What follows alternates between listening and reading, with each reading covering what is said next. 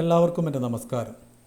ഇന്ന് നമ്മൾ ഗൂഗിൾ ഷീറ്റിലെ ഈഫ്, ഈഫ്സ്, ലെറ്റ് എന്നീ ഫംഗ്ഷനുകൾ എങ്ങനെയാണ് ഒരു ഡാറ്റാബേസിൽ ഉപയോഗിച്ച് വാല്യൂ റിട്ടേൺ ചെയ്യുന്നത് എന്നാണ് നോക്കുന്നത്. ഇവിടെ ഒരു സെയിൽസ് ഡാറ്റാബേസ് കാണാം. ഇതിൽ date, region, sales rep, items, price, sales എന്നിങ്ങനെയാണ് കോളങ്ങൾ കൊടുത്തിരിക്കുന്നത്. ഇതിൽ ഈ സെയിൽസ് റെപ്പുകൾക്ക് നമ്മളുടെ ഈ ഒരു സെയിലിൻ്റെ പ്രോഫിറ്റ് ബേസ് ചെയ്തുകൊണ്ട് കമ്മീഷൻ ആഡ് ചെയ്യാനാണ് ഇന്ന് നോക്കുന്നത്. അതെങ്ങനെയാണെന്ന് നോക്കാം. ഇവിടെ ഏതൊരു സെയിൽസിനും പ്രോഫിറ്റ് ബേസ് ചെയ്തിട്ടാണ് കമ്മീഷൻ കൊടുക്കുന്നത്. പ്രോഫിറ്റ്, നമ്മൾക്കിതിൻ്റെ പ്രോഫിറ്റ് കണ്ടെത്തണം. അതിന് സെയിൽസ് മൈനസ് പ്രൈസാണ് എപ്പോഴും ഒരു സെയിൽസിൻ്റെ പ്രോഫിറ്റ് എന്ന് പറയുന്നത്. അപ്പോൾ ഈക്വൽ ടു സെയിൽസ്, ഈ ഒരു കോളം സെലക്ട് ചെയ്യുന്നു, മൈനസ് പ്രൈസ്, എൻ്റർ.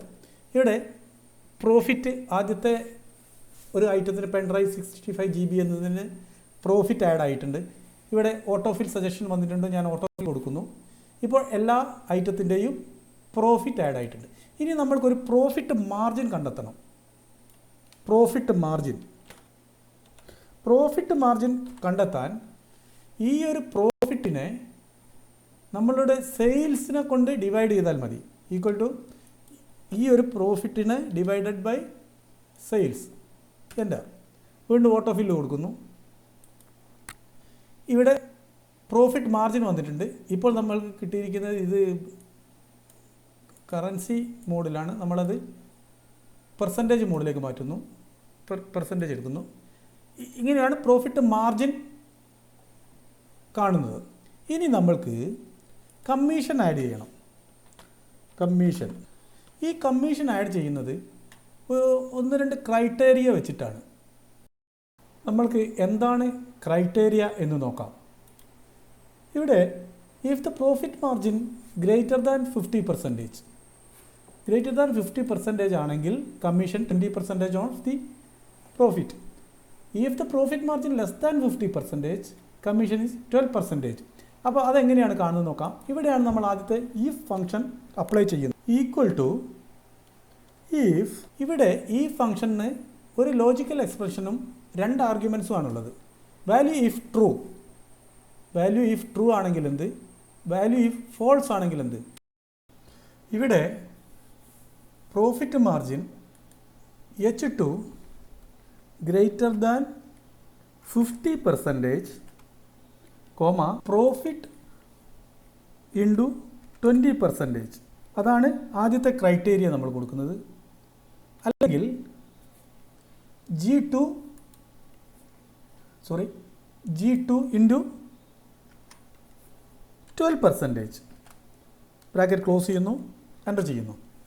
അപ്പോൾ ഇവിടെ 930 ഈ ഒരു കാറ്റഗറിയിൽ വരുന്ന ആൾക്കാർക്ക് കിട്ടുക. ഇവിടെ ഓട്ടോഫിൽ ചെയ്യുന്നു. Okay.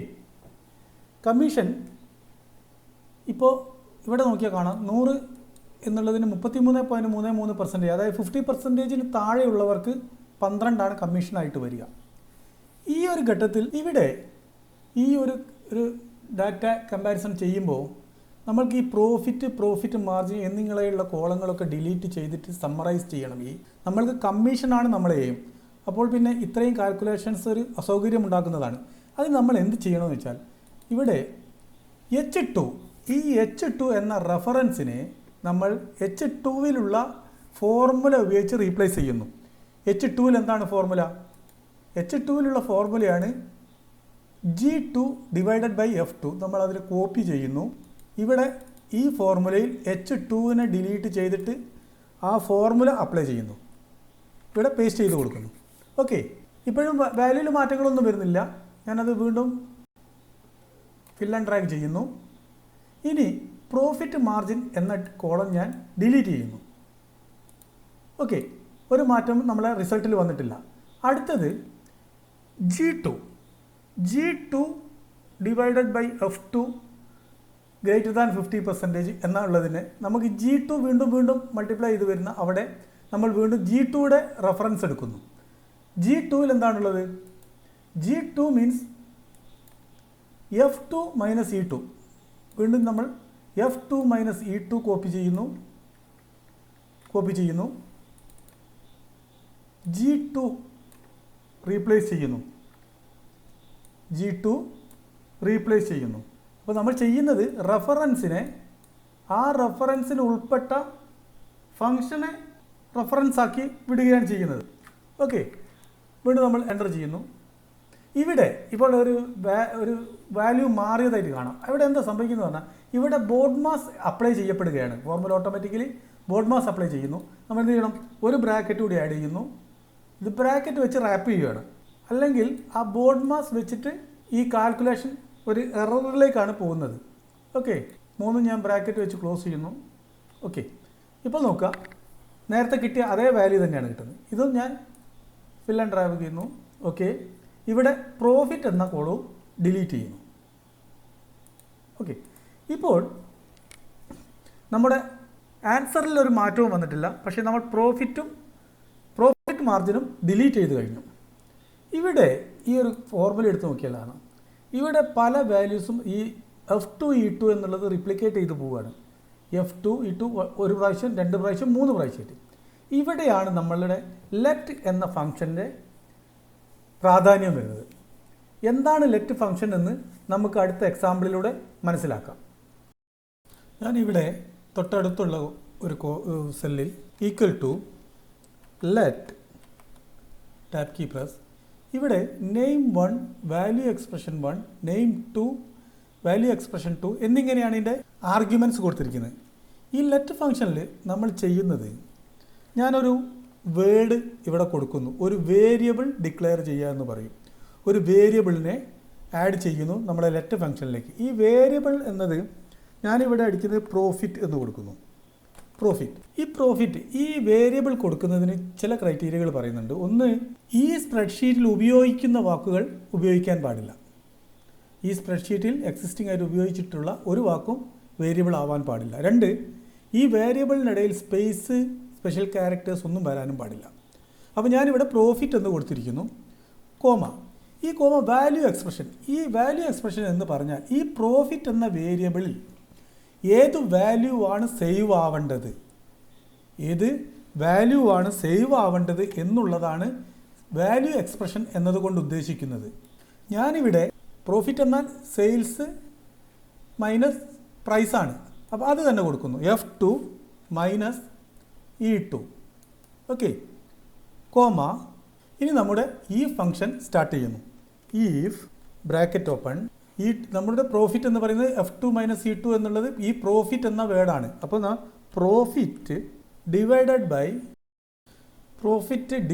By F2 greater than 50%, comma profit into 20%. Profit into 20%, comma. അടുത്തത് ഈ കണ്ടീഷൻ്റെ അടുത്ത പാർട്ട് പ്രോഫിറ്റ് ഇൻറ്റു 20%. ബ്രാക്കറ്റ് നമ്മളിവിടെ ആദ്യത്തെ ലെറ്റ് എന്നുള്ള അവിടുത്തെ ബ്രാക്കറ്റ് ക്ലോസ് ചെയ്യുന്നു. നെക്സ്റ്റ് പ്രോഫിറ്റ് വീണ്ടും സ്റ്റാർട്ട് ചെയ്യുന്നിടത്തുള്ള ബ്രാക്കറ്റ് ക്ലോസ് ചെയ്യുന്നു, എൻ്റർ കൊടുക്കുന്നു. ഇപ്പോൾ ഇവിടെ ഈ ഒരു ആദ്യം കിട്ടിയ അതേ വാല്യൂ തന്നെയാണ് നമ്മൾക്കിവിടെ കിട്ടിയിരിക്കുന്നത്. ഞാൻ ഫിൽ ആൻഡ് ഡ്രാഗ് ചെയ്യുന്നു, ഓട്ടോ സജഷനുള്ളത്. അപ്പോൾ ഇവിടെ പ്രോഫിറ്റ് എന്ന വേരിയബിളിലുള്ള ഈ F2 E2 എന്ന വാല്യൂ ഇവിടെയൊക്കെ അപ്ലൈ ചെയ്യപ്പെട്ടത് പ്രോഫിറ്റ് എന്ന പേരിലാണ്.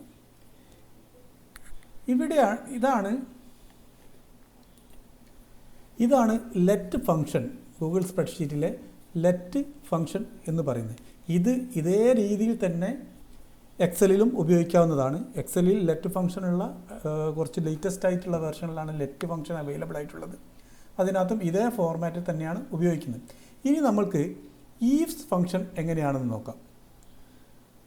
ഈഫ്സ് ഫംഗ്ഷൻ എന്ന് പറയുന്നത് മൾട്ടിപ്പിൾ ഈഫ്സ് ആണ്. അതായത് നെസ്റ്റഡ് ഈഫ് ഉപയോഗിക്കുന്ന രീതിക്കാണ് ഈ ഫംഗ്ഷൻ എന്ന് പറയുന്നത്. അപ്പോൾ ഇവിടെ ഈ ഫംഗ്ഷനും നെസ്റ്റഡ് ഈഫ് ഫംഗ്ഷനും തമ്മിലുള്ള വ്യത്യാസം, നെസ്റ്റഡ് ഈഫ് ഫംഗ്ഷൻസിൽ എറർ വരാനും കോംപ്ലിക്കേഷനും കൂടുതലാണ്. പകരം കുറച്ചുകൂടി കോമ്പാക്റ്റും സിമ്പിളും ആയിട്ടുള്ളത് ഈവ്സ് എന്നാണ്, മൾട്ടിപ്പിൾ എന്നുള്ളതാണ്. ഇവിടെ ഈ ലെറ്റ് ഫംഗ്ഷൻ കഴിഞ്ഞിട്ട് ഈഫ് സ്റ്റാർട്ട് ചെയ്യുന്നവിടെ ഞാൻ ഈവ്സ് എന്നാക്കുന്നു. ഈ ഈവ്സ് എന്നതുകൊണ്ട് ഉദ്ദേശിക്കുന്നത് ഞാൻ നേരത്തെ പറഞ്ഞല്ലോ മൾട്ടിപ്പിൾ ആർഗ്യുമെൻറ്റ്സ് ആണ്. അതിന് ഇവിടെ ഞാൻ ഒരു ആർഗ്യുമെൻ്റ് കൂടി ആഡ് ചെയ്യുകയാണ്. നമ്മൾ ഇവിടെ അതായത് ഒരു റോ ഇൻസേർട്ട് ചെയ്യുന്നു. ഇവിടെ if profit margin greater than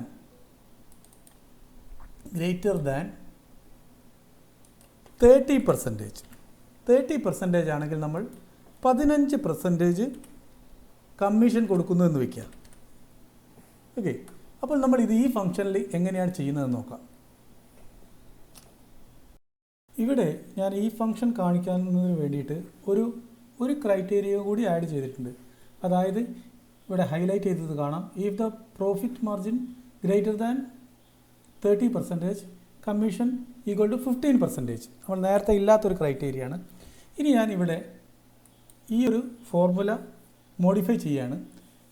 നമ്മളുടെ ഈഫ് എന്നുള്ളത് ഈഫ്സ് ഫംഗ്ഷൻ എന്നാക്കുന്നു. ഈഫ്സ് ഫംഗ്ഷൻ, ഈ ഈഫ്സ് ഫംഗ്ഷൻ്റെ ക്രൈറ്റീരിയകളാണ് ഇവിടെ ക്ലിക്ക് ചെയ്താൽ കാണാം. ഇതാണ് കണ്ടീഷൻ 1 വാല്യൂ 1, കണ്ടീഷൻ 2 വാല്യൂ 2. ഈ ആദ്യത്തെ argument profit divided by F2 greater than 50%, profit into 20%. ഇത് നമ്മൾ കൊടുത്ത ആദ്യത്തെ ക്രൈറ്റീരിയ അതേപടി നിർത്തുന്നു. ഇനി നമ്മൾ ഈ ക്രൈറ്റീരിയ മാറ്റുന്നു. Then profit divided by F2 greater than 30%, profit into 15%,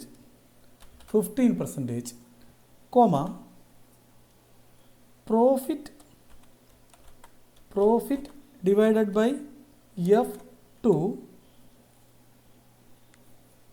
greater than 20%,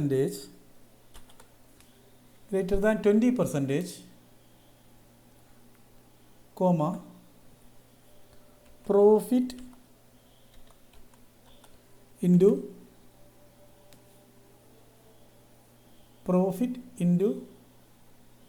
12%.